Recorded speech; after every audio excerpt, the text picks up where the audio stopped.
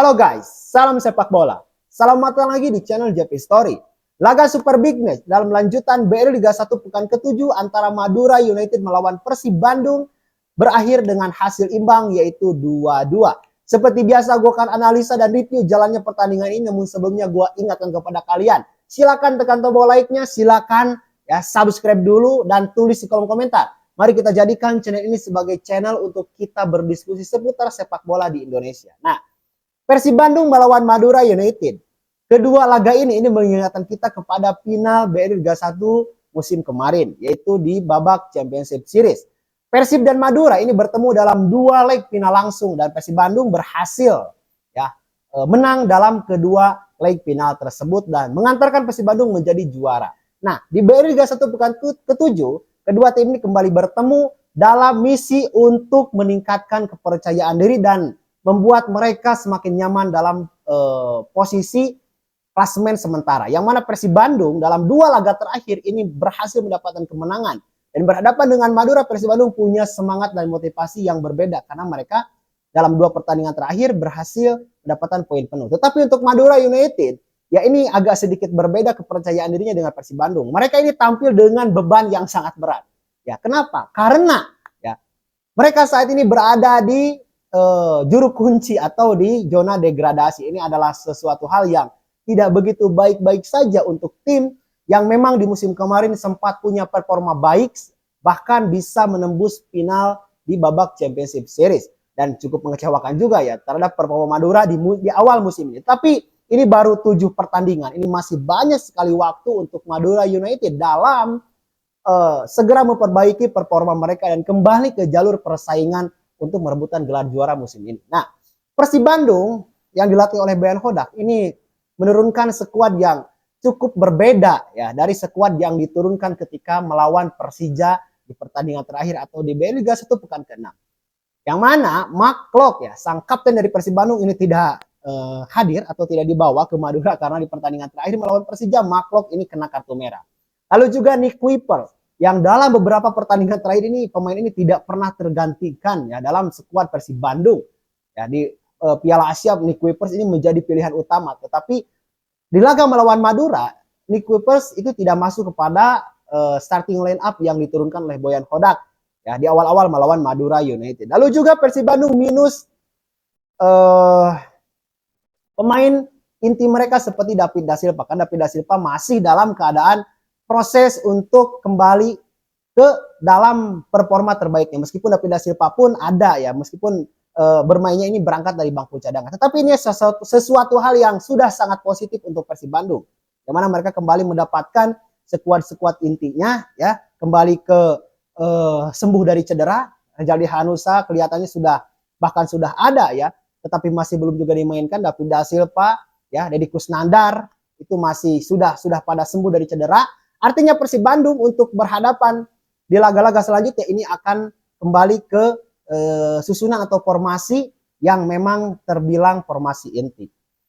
Dan jalannya pertandingan di babak pertama ini cukup tidak terlalu, intensitasnya tidak terlalu tinggi gitu ya, biasa-biasa aja. Tetapi Madura di 10 menit awal ini mereka punya motivasi yang sangat besar, nampaknya ingin segera mencuri gol cepat.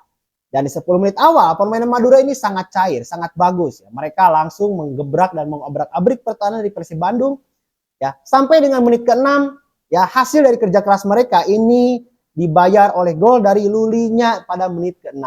Pressing yang cantik ke tiang jauh ini gagal di save oleh Teja Pakualam, padahal kalau sama Kevin Rey Mendoza itu saya yakin itu bolanya pasti dapat ya, pasti akan bisa ditangkis. Tapi kualitas berbeda ya antara Teja Pakualam dan Kevin Rey Mendoza. Tendangan Lulinya semalam ini berhasil membuat Persib Bandung goyah di awal-awal menit babak pertama. Nah, sampai dengan 15 menit pertama Persib Bandung ini masih tidak berkembang juga permainannya. Sehingga ya Boyan Hodak menginstruksikan untuk segera memindahkan untuk merotasi Beckham Putra dan Ciro Alves ya. Yang mana Ciro Alves sebelumnya berada di kiri ya, Beckham Putra di kanan. Nah, tetapi karena serangan Persib ini tidak terbangun dengan baik, maka dipindahkan Ciro Alves ke kanan dan Beckham Putra ke kiri. Nah, barulah gitu ya Persib Bandung punya peluang, barulah Persib Bandung dapat mempunyai ancaman untuk Madura United. Ya, dan terjadilah gol dari Persib Bandung di menit ke-30. Ya, ini dalam gol ini peran Beckham Putra itu sangat luar biasa gitu ya. Bagaimana ia memberikan switch play pada Ciro Alves, dan Ciro Alves tidak egois. Ia memberikan bola itu kepada Adam Alis, dan dengan begitu power yang kuat, Adam Alis berhasil menendang bola dan merobek gawang dari Madura United dan merubah papan skor menjadi 1-1. Setelah ya skor 1-1 ini, nampaknya Madura lumayan kena mental gitu ya. Mereka tidak konsentrasi dalam melanjutkan pertandingan, sehingga dihukum oleh Persib Bandung dengan gol lagi. Ini hanya menjelang 1 menit, yaitu gol dari Adam.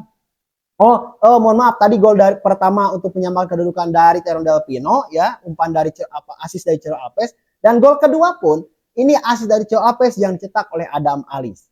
Nah ini ya, Madura ini selalu begini. Di musim lalu ketika final dengan Persib Bandung, ini mereka setelah terjadi gol ini mereka tidak langsung fokus, ya, sehingga ini mendatangkan gol-gol selanjutnya. Dan di pertandingan malam tadi melawan Persib Bandung juga itu sama gitu ya. Setelah mereka kebobolan gol yang pertama dan menyamakan kedudukan menjadi 1-1 oleh Persib Bandung, setelah 1-1 itu mereka tidak kembali kepada rencana awal, sehingga mereka melakukan kesalahan dan dihukum oleh gol Adam Alis. Gol perdana Adam Alis untuk Persib Bandung di musim ini. Nah lalu ya, setelah terjadi gol yang kedua oleh Persib Bandung, nampaknya Madura cukup membuat mereka secara permainan ini kacau ya. Pola serangan mereka tidak sebagus di awal-awal pertandingan babak pertama ya. Tetapi Persib Bandung setelah lahirnya gol kedua ini pun Persib Bandung menurunkan temponya. Ya, permainan kembali kepada permainan yang kurang begitu menarik, yang monoton, sampai dengan berakhirnya babak pertama. Nah, di babak kedua, gue pikir ini pasti Boyan Hodak tidak akan membiarkan skor ini 2-1. Ya pasti akan mengejar gol ketiga. Nah, tetapi tidak seperti yang gue bayangkan gitu ya. Persib hanya bermain seperti itu saja. Bahkan ya di awal babak kedua Persib ini tidak punya kesempatan dan peluang sama sekali. Ya permainnya hanya seperti itu saja gitu ya. Seperti di awal ketika Ciro Alves terkunci pergerakannya ya. Dan momentum ini dimanfaatkan oleh Madura United yang segera meningkatkan intensitas pertandingan.